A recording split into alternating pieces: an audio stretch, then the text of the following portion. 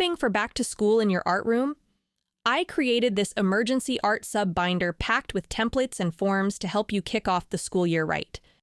The first thing your substitute will see is a welcome letter from you explaining what they'll find inside the sub binder. The body text is editable, so feel free to customize it. In addition, you have the option to include your basic contact information at the bottom, such as email address and phone number. From here, all the sections are divided with colorful, eye-catching title pages. In the Schedules and Rosters section, you'll list up to 4 duties you perform every week.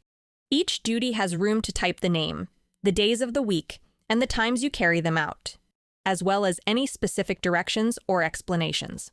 For convenience, you can choose to lay out your schedule one of 2 ways. The first is a weekly schedule at a glance. There's room to add up to 9 periods in a day. Alternatively, you can use a daily schedule format. This is helpful if you know you'll be out beforehand. There are pages for every day of the school week. The next section of my art sub binder is for seating charts and creating a map of your art room.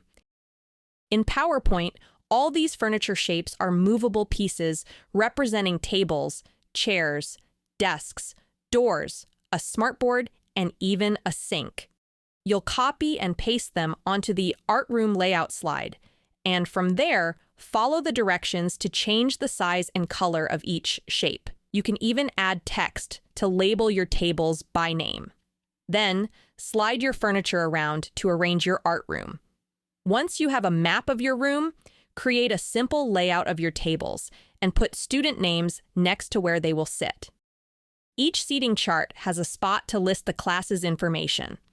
Next, you'll outline your art room rules and procedures for your substitute teacher. The first section is for class rules and expectations. I've included some thoughts on what you might write in each text box. There are also text boxes to write about rewards, consequences, seating, setup and cleanup, and procedures about your art supplies. Additionally, I've listed out sections for restroom and hallway procedures, visiting the nurse or the school counselor, as well as an entire page to add any miscellaneous procedures not already outlined.